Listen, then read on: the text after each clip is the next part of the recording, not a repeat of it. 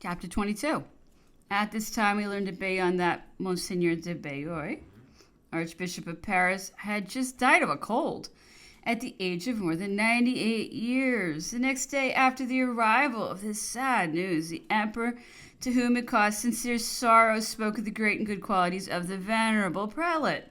His Majesty related that, having said one day unthinkingly to Monsieur de Bayeux, who was already more than 96, that he would live a century, the good archbishop exclaimed with a smile, "Why does your Majesty wish me to live only 4 years longer?" I remember that one of those who were present at the Emperor's levee told apropos of Monsieur de Bayeux the following anecdote concerning the virtuous Archbishop of Genoa, for whom His Majesty professed the most profound respect. The wife of the public executioner of Genoa was delivered of a daughter who could not be baptized because no one was willing to act as godfather. The father vainly prayed and entreated the few persons of his acquaintance, even offering them money without success. The thing was impossible. Hence, the poor little girl remained unbaptized 4 or 5 months. Fortunately, her health gave no cause for anxiety. Finally, this singular circumstance was mentioned at the Archbishop's palace.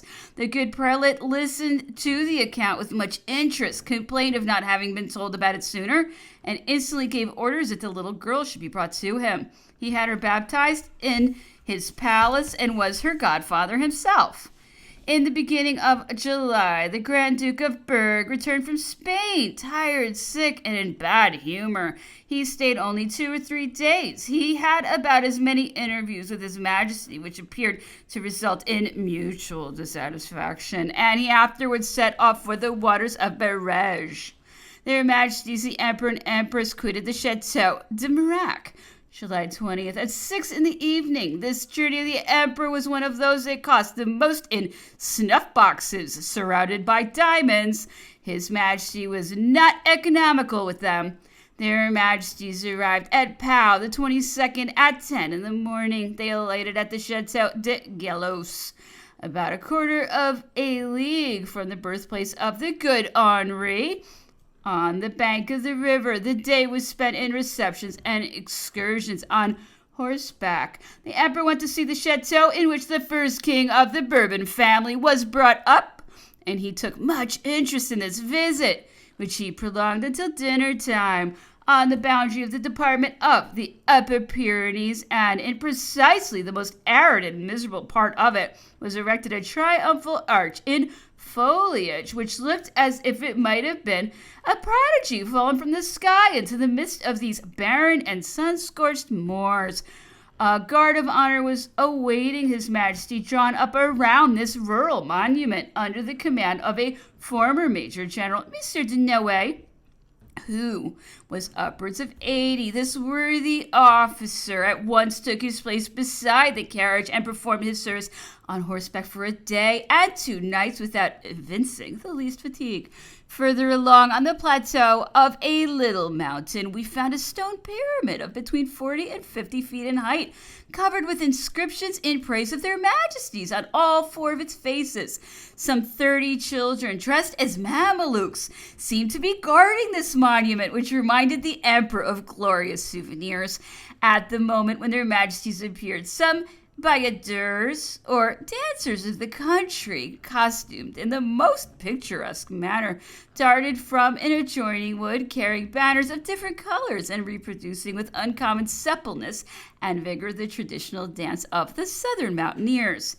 Nearer the city of Tarbes was an artificial mountain planted with firs, which opened to allow the cortege to pass, and gave place to an imperial eagle suspended in air and holding a streamer on which was inscribed, "He will open our Pyrenees." On arriving at Tarbes, the emperor at once went on horseback to visit the Grand Duke of Berg, who was ill in one of the Faubourgs. We set off again the next day without seeing Barège and Bagnères, where the most brilliant preparation for receiving their Majesties had been made. On his road to Agen, someone presented to the emperor a worthy man named Printemps, aged 114. He had served under Louis XIV, Louis XV, and Louis XVI, and although laden with years and fatigues, when he found himself in presence of the emperor, he gently repulsed two of his grandsons who were supporting him, saying, the little display of temper, that he could walk very well alone. Much affected, the emperor went halfway to meet him and bent kindly towards the centurion, who, on his knees, his head bare and his eyes filled with tears, said to him in a trembling tone, "Ah, sire, I was very much afraid I should die without seeing you." Having raised him, the emperor conducted him to a chair, which he aided him in sitting down, and then sat beside him on another, which he signed me to bring forward. "I am glad to see you, Father Printemps," said he, "very glad. Have you heard people talking of me lately?" His Majesty had given this worthy man a pension, with a reversion to his wife. Printemps laid his hand on his heart. "Yes, I have heard talk of you." The emperor took pleasure in making him speak of his campaigns, and dismissed him after a rather long interview with a present of 50 Napoleons. There was also presented to their Majesties a soldier born at Agen, who had lost his sight in consequence of the Egyptian expedition. The emperor gave him 300 francs and promised him a pension, which he afterwards granted. The next day after their arrival at St. Cloud, the emperor and empress went to Paris to witness the fetes of August 15th. I need not say they were magnificent. Hardly had he entered the Tuileries when the emperor began going through the chateau to look at the repairs and embellishments that had been made during his absence. As usual, he criticized more than he praised all that he saw. Looking out of the window of the Hall of Marshals, he asked Monsieur de Fleuriot, governor of the palace, why the upper part of the Arch of Triumph on the carousel was covered with cloth. He was told that it was on account of the arrangements necessary for reposing his statue in the car to which the Corinthian horses were harnessed, as well as for the completion of the 2 victories, who were to lead the 4 horses. "How?" quickly exclaimed the emperor. "But I won't have that. I never spoke of that. I did not ask for that." Then turning towards Monsieur Fontaine, he added, "Monsieur Fontaine, was my statue in the design you presented to me?" "No, sire, it was that of the god Mars." "Well then, why have you put me in the place of the god Mars?" "Sire, it was not I, the Director General of Museums." "The Director General was wrong," the emperor interrupted impatiently. "I wish that statue to be taken out. Do you hear, Monsieur Fontaine? I wish it to be taken out. It is the most unsuitable thing. What is it for me to raise statues to myself? Let the car and the victories be finished, but let the car remain empty." The order was obeyed, and the statue of the emperor taken down and hidden in the orangery is perhaps still there. It was of gilded lead, very fine and very like. On the Sunday followed the arrival of the emperor. His Majesty received at the Tuileries the Persian ambassador, Askerkan. Monsieur Joubert accompanied him and acted as his interpreter by the emperor's orders. This learned Orientalist had gone to receive his excellency at the frontiers of France, with Monsieur Autray, vice-consul from France, to Baghdad. Later on, his excellency had a second audience. The latter was ceremonious and at the palace of St. Cloud. The ambassador was a very handsome man, tall, with an amiable, regular, and noble countenance. His manners, full of politeness and ease, especially towards ladies, had a touch of French gallantry. His suite, composed of picked men, all magnificently dressed, comprised more than 300 persons at his departure from Erzurum. But the innumerable difficulties of the journey had obliged his excellency to leave a good many of them behind him along the way. Even thus reduced, his suite was still one of the more numerous that any ambassador had ever brought to France. The ambassador lodged with his followers in the Rue de Fréjus, in the former hotel of Mademoiselle de Conti. The presents which his sovereign had charged him to offer the emperor were very precious. There were more than 80 cashmeres of every sort, a large quantity of fine pearls of different sizes, some of them enormous, an oriental bridle with its bit ornamented with pearls, turquoises, emeralds, etc. And finally the saber of Tamerlane, and that of Tamaz-Kulikan, the first covered with pearls and precious stones, the second very simply mounted, and both having Indian blades of extraordinary fineness with arabesques inlaid in gold. I took pleasure at this time in collecting some details concerning this ambassador. His character was very mild, and he was full of kindliness and attention to all who went to see him, giving the ladies essence of roses and the men tobacco, perfumes, and pipes. He liked to compare French ornaments with those he had brought from his own country, and he sometimes carried gallantry so far as to propose to the ladies exchanges which were always advantageous to them. A refusal chagrined him greatly. When a pretty woman entered his apartments, he smiled at first and listened to her talking in a sort of silent ecstasy. Then he would press her to sit down, pushing cushions and cashmere rugs under her feet. He had no other sort of stuffs with him, his body wear and even the sheets of his bed being made of an extremely fine tissue of cashmere. It did not embarrass Asher Khan to wash his face, his beard, and hands before everybody. He would sit down for this operation in front of a slave who would present him on his knees with a porcelain water basin. The ambassador had much taste for the sciences and arts. He was even very learned himself. Messrs. Dubois and Loiseau kept a school next door to his house, which he visited very often. He especially liked to be present at the experiments in physics, and the questions he asked through his interpreter proved him to possess a very extensive knowledge of the phenomena of electricity.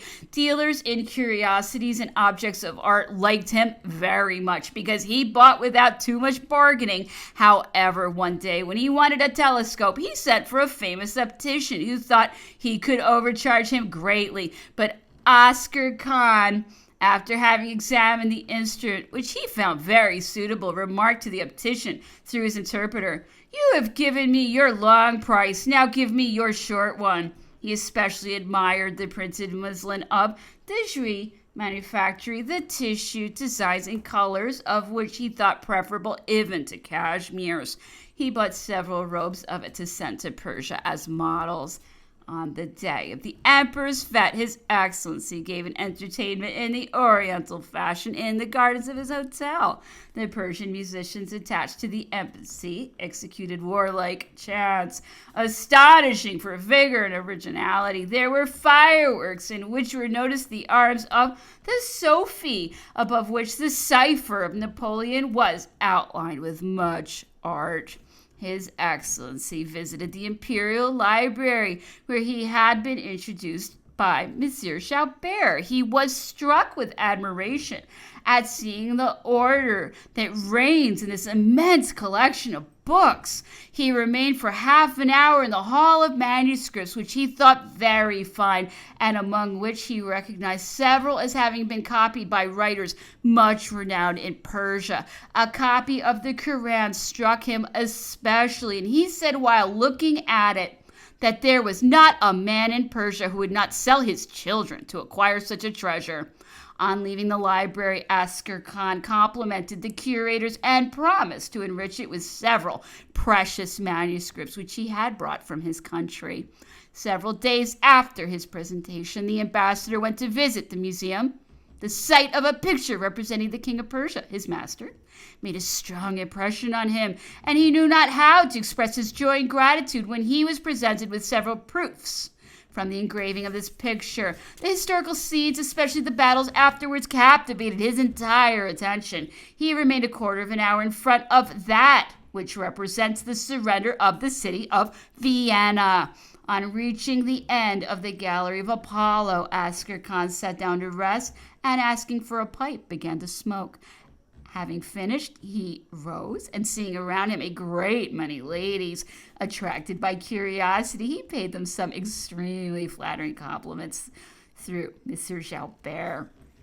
Then, quitting the museum, he went to promenade at the Tuileries, where he soon found himself surrounded and followed by an immense crowd.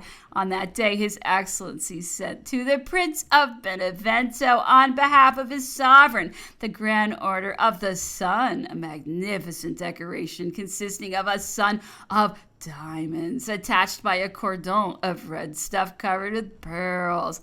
Askar Khan produced more effect at Paris than the Turkish ambassador. He was more generous, more gallant, paid his court with more address, and conformed more easily to French usages and manners. The Turk was irascible, austere, and boorish, while the Persian could understand a joke very well. One day, however, he got very angry, and it must be owned, he had cause for it. It was at a concert given in the apartments of the Empress Josephine. Askar Khan, whom this music did not amuse greatly, nevertheless began to applaud it by gestures and rolling his eyes. But nature finally got the better of politeness, and the ambassador dropped off into a profound slumber. His Excellency's attitude, however, was not the most convenient in the world for slumber. He was standing with his back to the wainscoting and both his feet propped against an armchair in which a lady was seated. Some of the officers of the palace thought it would be amusing to deprive Askar Khan suddenly of his point of support. The thing was very easy. They arranged it with the lady who occupied the armchair. She rose abruptly. The chair slipped forward. The feet of His Excellency followed the movement, and the ambassador, losing the counterpoise which had kept him in equilibrium, was about to measure his length on the floor, when, awaking suddenly, he prevented himself from falling by clutching at his neighbors, the furniture and draperies, but not without making a frightful racket. The officers who had played him this sorry trick urged him with the most laughable solemnity to establish himself in a good armchair so as to avoid the recurrence of a similar accident, while the lady who had made herself their accomplice had the greatest difficulty in stifling her bursts of laughter, and His Excellency was filled with a rage he was unable to express save by looks and gestures. Another adventure of Askar Khan's was long talked of as court. Having been unwell for some days, he thought that French medicine might perhaps effect his cure sooner than Persian, and he sent for Monsieur Boudoir, one of the most skillful physicians of Paris, whose name he knew because he had taken pains to inform himself concerning all our celebrities of whatever kind. His orders were speedily executed, but by a singular mistake. It was not Dr. Boudoir who was begged to visit Askar Khan, but the president of the Court of Accounts, Monsieur Marbois. The latter was greatly astonished by the honor done him by the Persian ambassador, as at first glance he was unable to see what they could have in common. However, he went promptly to the house of Askar Khan, who found no difficulty in supposing the severe costume of the president of the Court of Accounts to be that of a physician. Monsieur Marbois had scarcely entered when the ambassador presented his hand, put out his tongue, and looked at him. Monsieur Marbois was slightly surprised by this reception, but thinking doubtless that it was the oriental manner of saluting magistrates, he bowed profoundly and humbly pressed the hand extended to him. He was still in this respectful position when 4 of the ambassador's attendants fetched and placed under his nose, by way of information, a gold vase of an unequivocal character. Monsieur Marbois recognized its use with inexpressible surprise and indignation. He angrily drew back, demanding the meaning of all this, and hearing himself called doctor. "What?" exclaimed he. "Doctor? Surely Dr. Boudoir." Monsieur Marbois was dumbfounded. It was the similarity of the terminations of their names which had exposed him to this disagreeable visit. Chapter 23. The day following the emperor's fete, or the next day after that, the colossal bronze statue which was to be placed on the column of the Place Vendôme was transported thither from the studios of Monsieur Launay. The brewers of the Faubourg Saint-Antoine offered their finest horses to draw the chariot which supported the statue. A dozen were selected, one from each brewer, and their masters wished to mount them in person. Nothing was more singular than this cortege, which arrived at the palace at 5 o'clock in the evening, followed by an immense crowd shouting, "Long live the Emperor!" Some days before His Majesty's departure for Erfurt, the Emperor, the Empress, and their intimates played at Prisoners' Base for the last time. It was in the evening. Footmen carried lighted torches and followed the players whenever they went beyond the reach of the light. The Emperor fell once while running after the Empress. He was made prisoner, but soon broke his band and began to run again. And when he was tired, he took away Josephine in spite of the complaints of the players. Thus ended the last game of Prisoners' Base that I ever saw the Emperor play. It had been decided that the Emperor Alexander and the Emperor Napoleon should meet at Erfurt, September 27th, and the majority of the sovereigns forming the Confederation of the Rhine had been invited to be present at this interview, which was to be majestic and brilliant. Consequently, the Duc de Friault, Grand Marshal of the palace, dispatched Monsieur de Canouville, quartermaster of the palace, Monsieur de Bausset, prefect of the palace, and 2 assistants in order to prepare at Erfurt the lodgings necessary for so many illustrious travelers, and to organize the service of the Grand Marshal. For the quarters of the Emperor Napoleon, the government palace was selected, the size of which adapted it perfectly to the Emperor's intention of holding his court there. The house of Monsieur de Tribal, the finest in the city, was made ready for the Emperor Alexander, that of the Senator Riemann for SAI, the Grand Duke Constantine. Other residences were likewise reserved for the princes of the Confederation as well as for the members of their suites. A detachment from all the services of the imperial household was established in each of these different lodgings.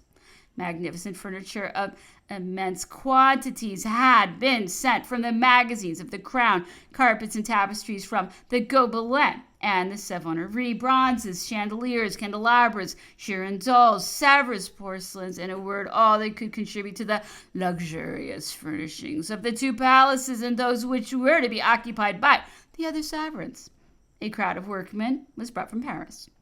General Oudinot was appointed governor of Erfurt.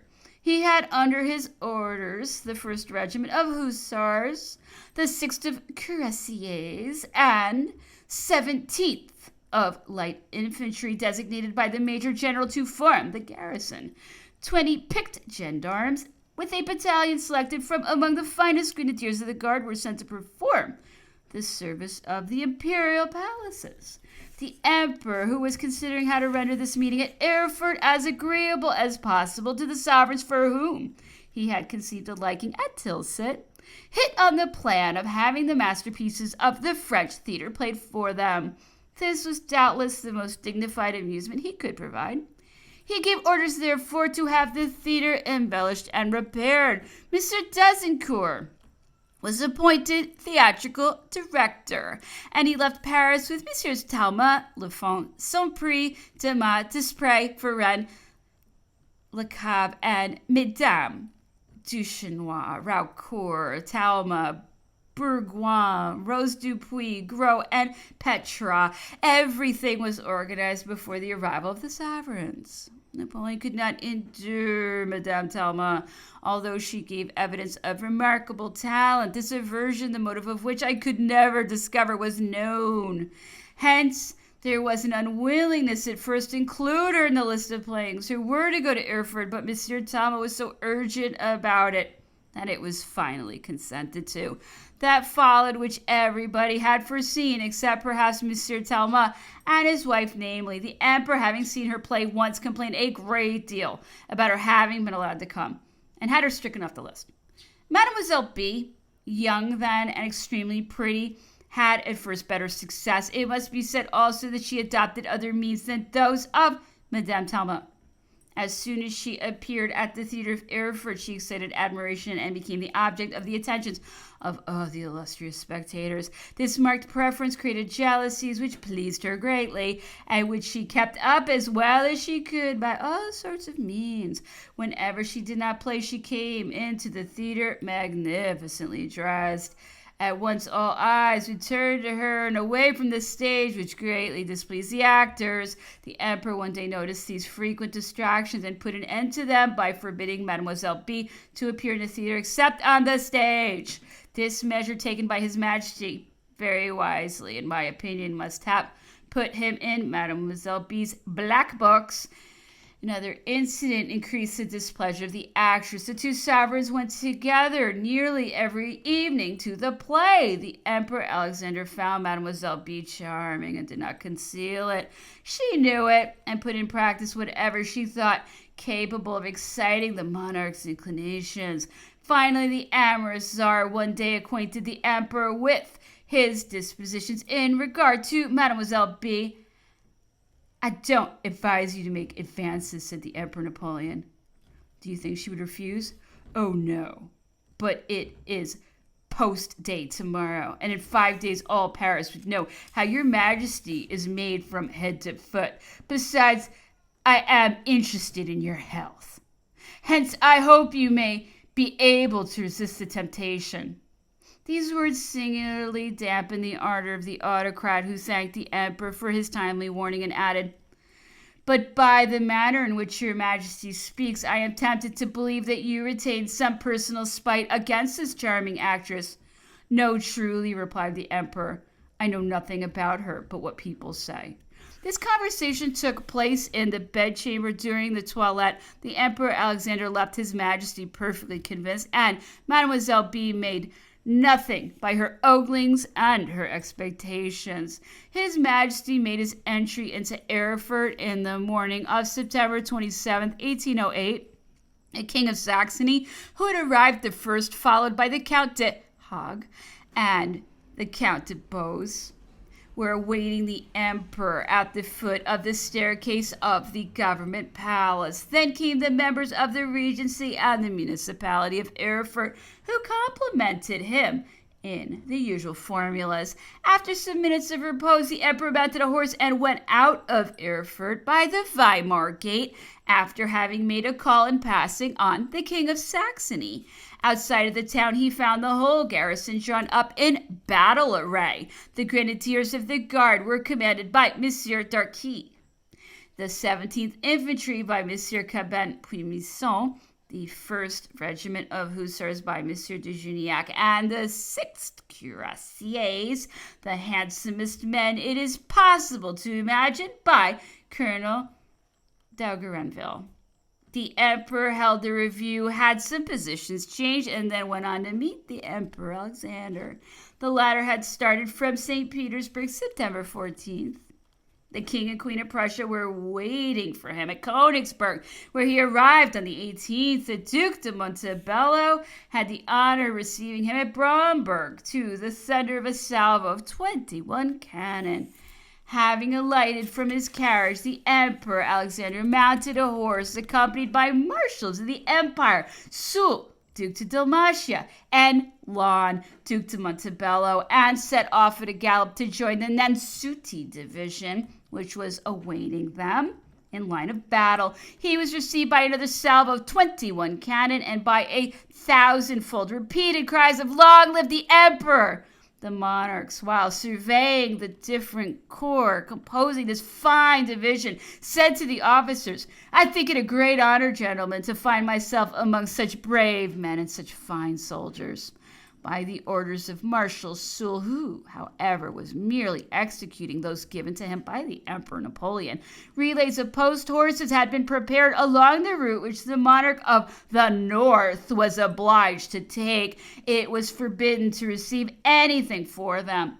At each relay were found escorts of dragoons or of light cavalry, who paid military honors to the Tsar as he passed by. After dining with the generals and the colonels of the Nansouty division, the Emperor of Russia got into his carriage again. It was an open barouche with seats for two, and he offered one of them to the Duke de Montebello, who has since related the many marks of esteem and kindness heaped upon him by the Tsar during the journey. He even arranged the marshal's mantle over his shoulders while he was sleeping. His Imperial Russian Majesty, arriving at Weimar in the evening of September 26, continued his route to Erfurt the next day, escorted by Marshal Soult, his staff, and the superior officers of the Nunciati division, who had not quitted him since leaving Bromberg. A league and a half from Erfurt, Alexander found Napoleon, who had come to meet him on horseback. The moment that the Tsar perceived the Emperor, he left his carriage and advanced towards His Majesty, who had also set foot to the ground. They embraced each other with an affection of two college friends who meet after a long absence. Then they each mounted on horseback, as well as the Grand Duke Constantine, and passing at a gallop in front of the regiments which presented arms, they entered the city. The troops and an immense throng of people from 20 leagues around, meanwhile splitting the airs with their acclamations. As they entered Erfurt, the Emperor of Russia wore the grand decoration of the Legion of Honor, and the Emperor of the French that of St. Andrew of Russia. The two sovereigns continued to give each other this mark of mutual deference throughout their stay. It was also noticed that in his palace, the emperor always gave the right to Alexander. The evening of the arrival of this sovereign, it was he who, at His Majesty's invitation, gave the watchword in place of the Grand Marshal. Afterwards, it was alternatively given by the two monarchs. They went at first to the Russian palace, where they rested for an hour. Then Alexander came to pay a visit to the emperor, who received him at the foot of the staircase, and when he retired, went with him as far as the entrance door of the guard room. At 6 o'clock, the two sovereigns dined together at His Majesty's palace, as they did every day. At 9 o'clock, the emperor took the Emperor of Russia back to his own palace, where they had a tete-a-tete conversation which lasted more than an hour. The whole city was illuminated that evening. On the day following his arrival, the emperor received at his levee the officers of the Tsar's household and accorded them the grand entree for the entire time of the stay. The Emperor Alexander did the same with regard to the French officers. The two sovereigns testified the most sincere mutual confidence and friendship. The Emperor Alexander came to visit His Majesty nearly every morning, entering his bedchamber, where he talked familiarly with him. One day he examined the Emperor's dressing case, which had cost 6,000 francs and was furnished in silver gilt, very well arranged, and chased by Binet, the goldsmith, and found it to his liking. As soon as he had gone away, the emperor ordered me to take the dressing case resembling it, which had just been received from Paris, and carry it to the palace of the Tsar. Another time, the Emperor Alexander, having remarked the elegance and solidity of His Majesty's iron bedstead the very next day, by Napoleon's orders and my exertions one like it, furnished with all that was necessary, was set up in the chamber of the Emperor of Russia, who was enchanted with the civility, and who 2 days afterwards commissioned Monsieur de Remusat to present me in his name with 2 valuable diamond rings. The Tsar remade his toilette one day in the chamber of the Emperor, and I aided the monarch in so doing. I took a white cravat and a batiste handkerchief from the emperor's linen and gave them to him. He thanked me much. He was an extremely gentle prince, good, amiable, and of perfect politeness. There was an exchange of presents between the illustrious sovereigns. Alexander gave the emperor 3 superb sable pelisses. One of them the emperor gave to his sister, the Princess Pauline, and another to Madame, the Princess de Pontecorvo. The third he had covered with green velvet and trimmed with gilt frocks. It was this pelisse that he constantly wore in Russia. The history of the one I took from him to the Princess Pauline is sufficiently curious for me to relate it here, although it has already been told elsewhere. The Princess Pauline had expressed great joy on receiving the emperor's present, and it pleased her to have the members of her household admire it. One day, when she was showing it to a circle of ladies and calling their attention to the fineness and rarity of the fur, Mr. de Cannoville came in, and she asked his opinion concerning it. The handsome colonel did not seem as much amazed as she expected, and she was piqued about it. "How, sir? You don't find that delicious?" Well, no, madame. Indeed. Oh, well, to punish you, I wish you to keep this pelisse. I give it to you, and I require you to wear it. I wish it. Do you hear? It is probable that there had recently been some quarrel between Her Imperial Highness and her protege, and that the princess was seizing the first occasion to restore peace. However that might be, Mr. de Cannaville allowed himself to be coaxed a little for form's sake, and then the costly fur was taken to his house. A few days later, while the Emperor was holding a review on the Place du Carrousel, Mr. de Cannaville made his appearance, mounted on a skittish horse, which he had great ado to keep still. This caused some disorder and attracted the attention of His Majesty, who, on looking at Mr. de Cannaville, recognized the police he had offered his sister metamorphosed into a hussar's jacket. It cost the Emperor something to restrain his anger. Mr. de Cannaville, he shouted in a voice of thunder, your horse is young. His blood is too hot. You will go and cool him off in Russia. 3 days later, Mr. de Cannaville had quitted Paris. Chapter 24.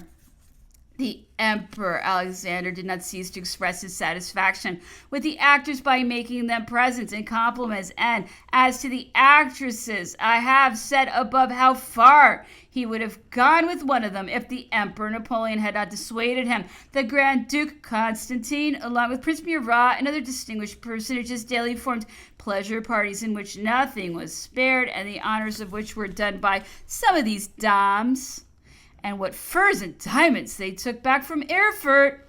The two emperors were not ignorant of what was going on, and it amused them much. It formed the favorite subject of the morning conversations. It was chiefly King Jerome, for whom the Grand Duke Constantine had conceived a liking. On his side, the king pushed his familiarity with the Grand Duke so far as to thee and thou him, and he wanted him to do the same. Is it because I am a king, he said to him one day, that you seem afraid to thee and thou me? Come on, why stand on ceremony with a comrade? They played real schoolboy tricks together, even running through the streets at night, ringing and knocking at all the doors, and enchanted when they had routed up some honest burghers. As the Emperor was departing, King Jerome said to the Grand Duke, see here, what would you like to have me send you from Paris? Nothing, returned the Grand Duke. Your brother has made me a present of a magnificent sword. I am satisfied and desire nothing further. But still, I want to send you something. Tell me what would give you pleasure. Oh, well, send me 6 damsels from the Palais Royal. The hour fixed for the play at Erfurt was 7, but the 2 emperors who always came there together never arrived before 7:30. At their entry, the whole parterre of kings rose to salute them, and the first piece began at once. At the representation of Cinna, the emperor thought he observed that the Czar, who sat beside him in a box of the first tier facing the stage, lost some of the play on account of the weakness of his hearing. Consequently, he gave orders to Count de Remusat, first chamberlain, to have a platform raised on the site of the orchestra. 2 armchairs were placed on it for Alexander and Napoleon, and 2 left and right stuffed seats for the King of Saxony and the other sovereigns of the Confederation. The princesses took the box abandoned by their majesties. This arrangement made the 2 emperors so conspicuous that they could not make a movement that everybody did not see. Oedipus was performed October 3rd, and all the sovereigns, as the emperor used to say, were present at this representation. At the moment when the actor pronounced his verse from the first scene, the friendship of a great man is a benefit from the gods. The Tsar rose and gracefully extended his hand to the emperor. Bursts of applause, which the presence of the sovereigns could not restrain, rose at once from every corner of the theater. That evening, I assisted the emperor to bed as usual. All the doors leading into his chamber were carefully closed, as well as the shutters and windows. Hence, no one could approach his majesty except through the salon, where I slept with Rustem. A sentry was stationed at the foot of the staircase. I always went to sleep very tranquilly, sure that nothing could happen to Napoleon without awakening me. About 2 o'clock, That morning, when I was sleeping very profoundly, a strange noise suddenly awaked me. I rubbed my eyes, listened with the closest attention, and hearing absolutely nothing, I concluded that I had been dreaming and was getting ready to go to sleep again, when my ears caught the sound of muffled and plaintive cries, such as might be uttered by a man who is being strangled. I heard them twice. I was sitting up, motionless, my hair standing up on end, my limbs bathed in cold perspiration. Suddenly it occurred to me that they were assassinating the emperor. I sprang out of bed and woke Rustam. The cries began anew with alarming force. Thereupon I opened the door with all the precautions that my trouble permitted me to take and entered the bedchamber. A hasty glance convinced me that no one had come in. Advancing towards the bed, I perceived His Majesty stretched across it in a convulsive attitude, his sheets and coverlets tossed to one side, and his entire person in a frightful state of nervous contraction. Inarticulate cries were escaping from his half-open mouth. His chest seemed greatly oppressed, and one of his tightly closed hands lay on the pit of his stomach. It frightened me to look at him. I called him, and he did not answer. I called him again and yet again. The same silence. At last I gave him a gentle push. This roused the emperor, and he awoke with a loud cry, saying, "What is it? What is it?" Then he sat up and opened his eyes wide. I made haste to tell him that, seeing him tormented by a horrible nightmare, I had ventured to wake him. "And you did well, my dear Constant," interrupted His Majesty. "Ah, my friend, what a frightful dream. A bear tore open my breast and was devouring my heart. Thereupon the emperor got up, and while I was remaking his bed, he walked about the room. He was obliged to change his shirt, for that he had on was all wet with perspiration. At last he lay down again. He told me the next morning on awaking that he had had all the trouble in the world to go to sleep again. So vivid and so terrible had been the impression he had experienced. He was haunted for a long time by the memory of this dream. He often spoke of it, trying each time to draw different conclusions from it, to compare its circumstances. I was struck for my own part by the coincidence between Alexander's compliment at the play and this frightful nightmare. All the more because the emperor was by no means subject to nocturnal disturbances of this sort. I do not know whether His Majesty related his dream to the Emperor of Russia. On October 6th, their Majesties attended a great hunting party given by the Grand Duke of Weimar in the forest of Ettersburg. The emperor started from Erfurt at noon. With the Emperor of Russia in the same carriage, they reached the forest by 1 o'clock, where they had found a hunting pavilion which had been constructed expressly for their use and decorated with much care. It was divided into 3 rooms separated by open columns. The middle one, which was raised above the others, formed a charming salon arranged and furnished for the 2 emperors. Numerous orchestras were ranged around the pavilion, playing fanfares which blended with the acclamations of the immense crowd drawn thither by the desire to see the emperor.